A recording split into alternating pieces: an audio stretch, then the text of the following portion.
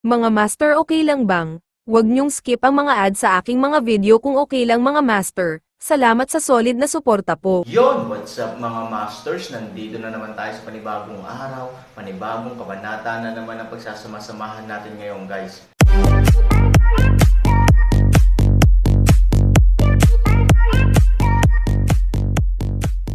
Bali mga masters, kung bago ka pa lang po sa aking YouTube channel, please click the subscribe button, lalong-lalo na po yung notification bell guys, para maging connected pa rin tayo sa isa't isa at maging updated kayo sa mga susunod ko pang video.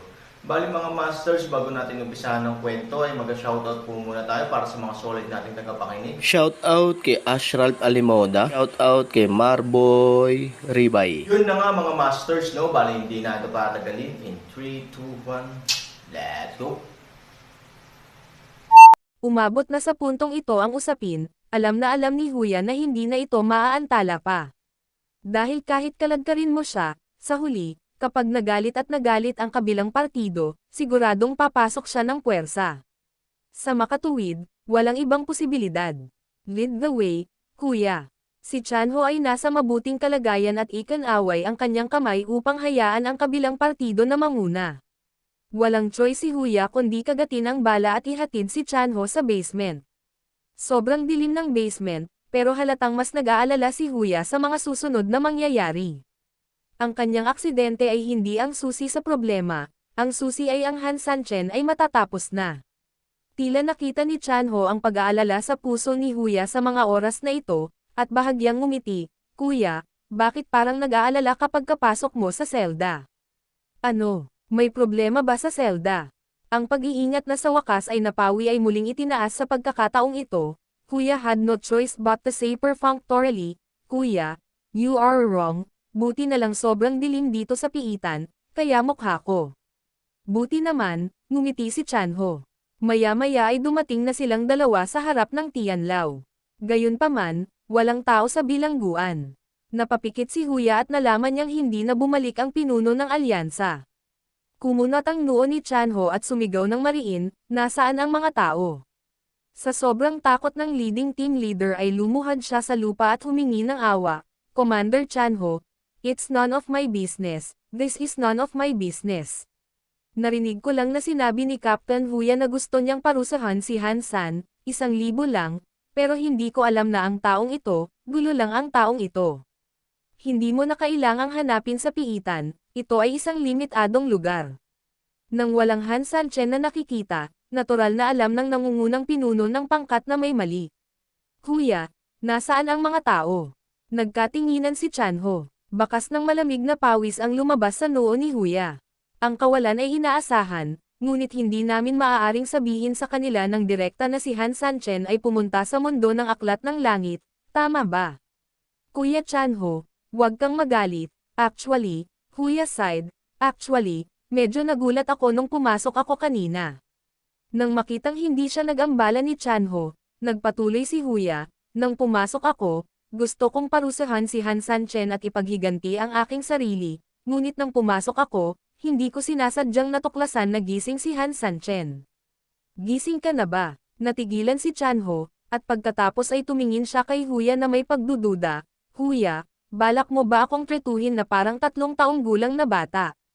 Ang lason na nalason ni Han Sanchen ay lubhang nakakalason, walang makakaligtas sa lason, "Madyay gising ba si Han Sanchen?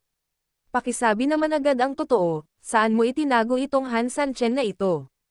Kung masunurin ka, paglabas ko, dahil sa pagmamahalan natin bilang magkapatid, magpapanggap ako na walang nangyari, pero kung ikaw ay walang kasalanan." Siyempre isang magandang bagay na kilalanin si Huya bilang kanyang nakababatang kapatid, ngunit ang kailangan ay ang Huya ay hindi gumawa ng anumang krimen at mayroon lamang merito. Pero ngayon, diretsyong nawala si Han Sanchen, which is a serious crime. Natural, gusto ni Chanho na mabilis na gumuhit ng malinaw na linya kasama si Huya. "Kuya, totoo namang tinago ko yung tao, gayunpaman, huwag kang mag-alala, Kuya, hindi ko kayang ibigay yung tao pansamantala, gayunpaman, siguradong matutuwa si Kuya na hindi ko ibigay yung tao," sabi ni Huya. Galit na umungol si Chanho, "Huya, napakamapangahas mo kaya nawala si Han Sanchen, kahit anong paraan ang gawin mo, Siguradong death sentence yan, anong kalokohan ang sinasabi mo dito?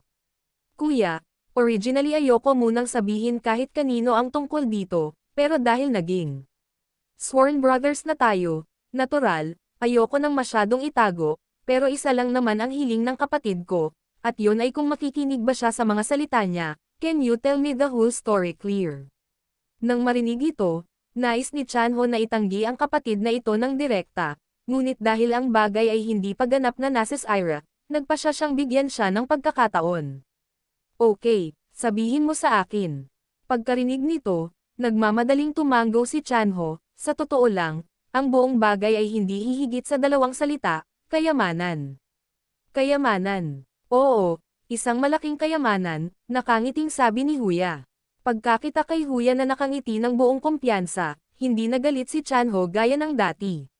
Sinabi sa kanya ng kanyang intuition na dapat mayroong iba pang mga kwento sa loob na kasangkot. Bukod dito, medyo interesado siyang marinig ang tungkol sa kayamanan. Ngumiti si Huya, tumayo, tinapik ang dibdib, at sinabing, Kuya, do you mind having a few moves with your younger brother? Mag-away kayo. Kuya, ano ba talaga ang balak mo? Seriously recruit me, don't waste time by following me here. Hindi natakot si Huya at sinabing, Kuya, kung may kasalanan ako, hindi ako makakatakas sa matinding parusa, bakit ako magmamadali? Alam naman ng lahat na ang panganay na kapatid ay ang pinagkakatiwalaan ng nakatatanda, at ang antas ng kanyang paglilinang ay natural na higit na nakahihigit sa iba, hindi ba't ang panganay na kapatid ay takot makipag-away sa isang biro? Panipi, ang kanyang nakababatang kapatid ay natatakot sa isang biro.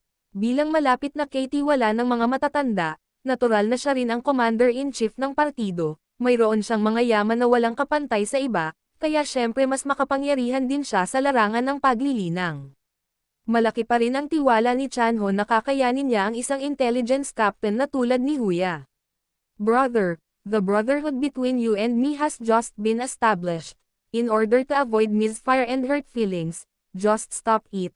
In this way, you and I will win or lose in 50 moves, what do you think? If it's within 50 moves, hindi mo ako matatalo, how about you listen to what I say next? It's a joke. If I can win you within 50 moves, wouldn't it be a clear sign of bullying you?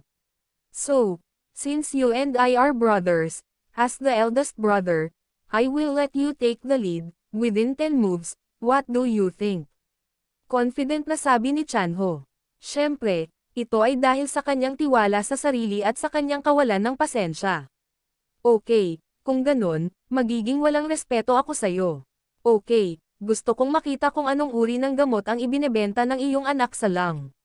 Nang matapos siyang magsalita ay diretsyong salakayin ni Chanho si Huya. Gaya ng inaasahan sa pinagkakatiwalaan ng elder, ang taong ito ay napakabilis at may napakataas na cultivation, kahit pa napaghandaan na ng maaga si Huya. Sa harap ng biglaang pag-atake ay mabilis lang siyang nakasagot. Bagamat pagkatapos ng espesyal na pagsasanay ni Han Sanchen, hindi na si Huya ang kapitan ng intelligence team noon, ngunit kung tutusin, wala siyang mayaman na karanasan sa pakikipaglaban pagkatapos ma-promote, napaharap sa direktang pag-atake mula sa gayong master, halatang natalo si Huya sa sandaling nakipag-ugnayan siya, larawan. Gayunpaman, ang taisyo banal na hakbang na itinuro ni Han Sanchen ay gumaganap ng isang ganap na papel. Bagamat laging napipilitin si Huya na dumpense sa ilalim ng opens iba ng kalaban, ang kanyang kakaibang husay sa katawan ay direktang nakapidyo kay Huya na masaktan ng atake ni Chanho. Mabilis ang 10 galaw, at natapos ito sa isang kisap mata. Bago pa lubusang imbestigahan ang bagay, hindi nakagawa ng nakamamatay na hakbang si Chanho. Ngunit ang depensa ni Huya sa loob ng 10 galaw ay nagulat pa rin siya ng bahagya. Kuya Huya, bilang kapitan ng isang intelligence team, sa palagay ko hindi ka dapat magkaroon ng ganoong antas ng paglilinang, tama. Huya chuckled softly, si Kuya ang veterano sa amin, alam niya kung anong klaseng cultivation level ang meron siya sa posisyon niya.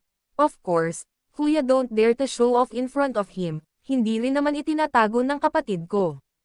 The current level of cultivation is actually related to the treasure that I mentioned earlier.